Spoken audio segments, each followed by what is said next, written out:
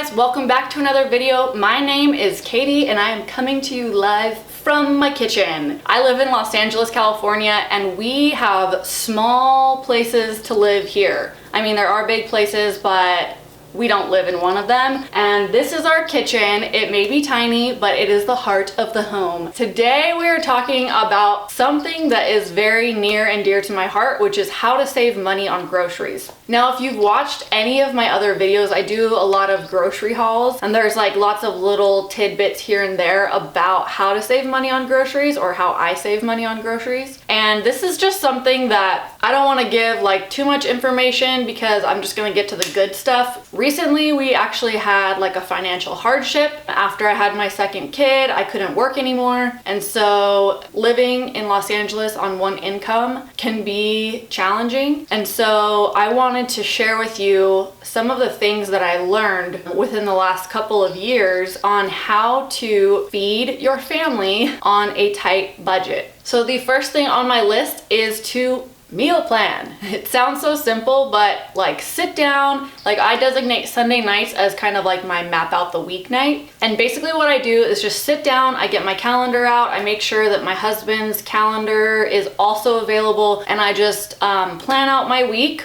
Let me show you something. If you watched my Target haul, I recently got this in my Target haul. It has the days of the week and it'll tell you like what I'm eating every day this week. And then I just have it posted on my refrigerator. So yeah, tip number one is to meal plan. My second tip for keeping your grocery budget down is to shop your cupboards first. So during this meal planning time, what I like to do is I go through my refrigerator, I go through my cupboard, and I go through my freezer, and I literally write down what I have in my cupboard, my freezer, and my refrigerator. Now this may seem like kind of an annoying step, but I swear to you, it will save you a lot of money, because what I do is I end up seeing like themes of what I have in my cupboard. For instance, sometimes I'll have like Mexican rice, refried beans, and tortillas on my shop your cupboard list. So then I'm like, oh, okay, all we need to do is get like a red bell pepper, a green bell pepper, and some meat. And so then I already have a whole meal that I don't need to go buy at the grocery store. So you shop your cupboards first, and then you shop the store second. My third tip is find the cheapest store by you. This can be hard because I think sometimes we want a shopping experience, right? Like Trader Joe's is fun and Costco is fun, or like Whole Foods. It's like you feel like, ooh, this is so pretty and everybody's so nice and they bag my groceries for me.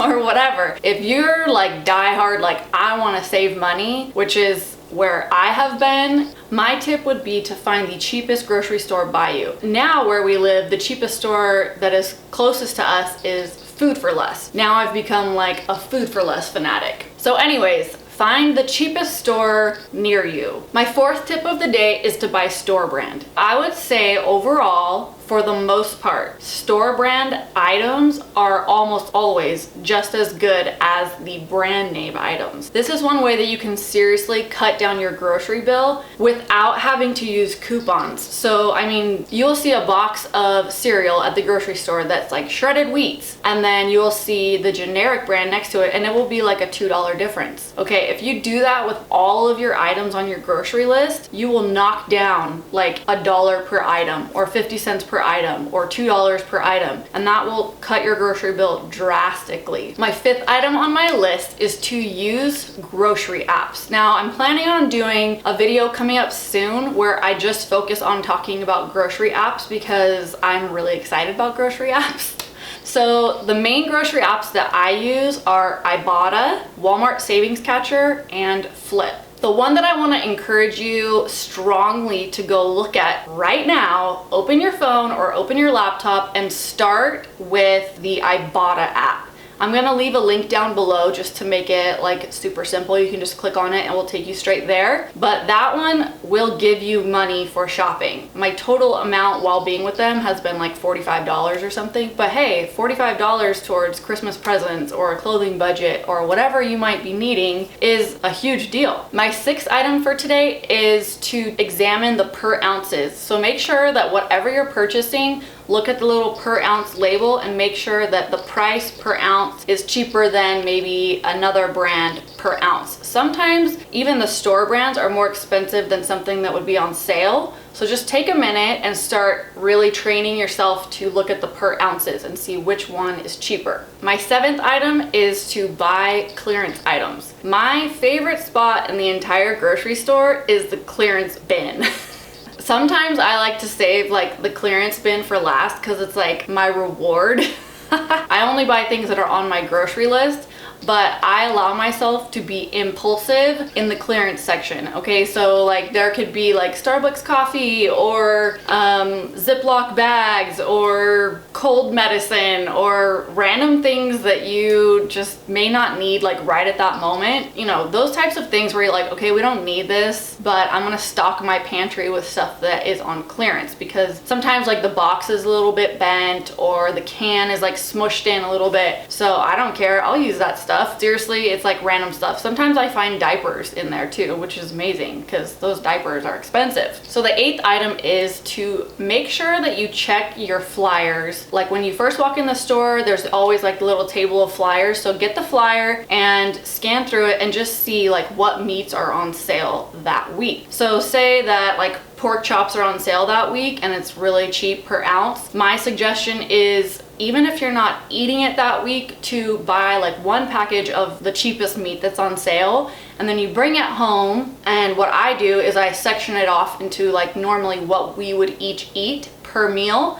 Usually I can get like 2 or 3 meals out of like a case of meat, and then I wrap it in foil so it doesn't get frostbite, so it doesn't get like little ice sparkles on it. And so I wrap it in foil and then I put it in a Ziploc bag and I write what it is, how much it is, the date, blah blah blah. So basically you're stocking up your freezer with all this meat that you can have whenever you need it, but everything that is in your freezer has been drastically marked down. We save a ton of money on our meat budget. My 9th tip for saving money on groceries is to buy produce when it's in season and you can freeze it.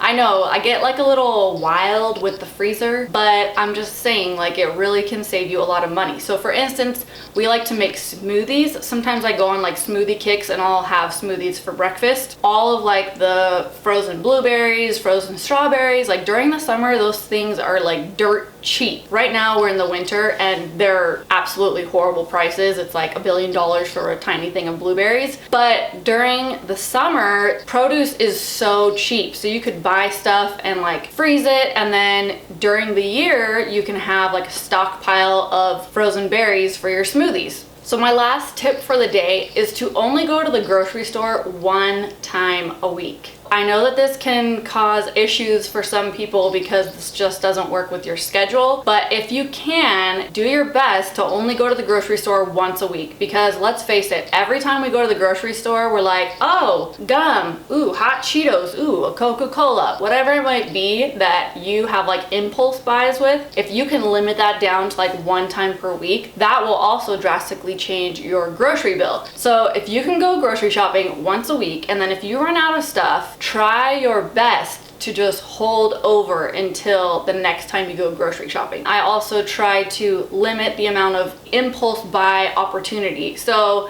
like if I'm at the grocery store 3 times a week, I guarantee every single time I go, I'm probably gonna buy like something that I don't necessarily need, but something that I see and I'm like, ooh. And actually you'd be surprised how much you can live without. So my challenge to you is this week, pick out one day that you're gonna sit down, meal plan, calendar out your next week, and just do it for 1 week and see how it goes. I hope you guys can find some little nuggets in here that might cut back on your grocery budget, and hopefully you will check out some of my grocery hauls. I'll leave those linked down below. Thanks so much for joining me today, and if you haven't yet, make sure you subscribe down below. If you like this video, make sure you give it a thumbs up, hit the like button, and I will see you guys in my next video. Have an awesome day. Bye!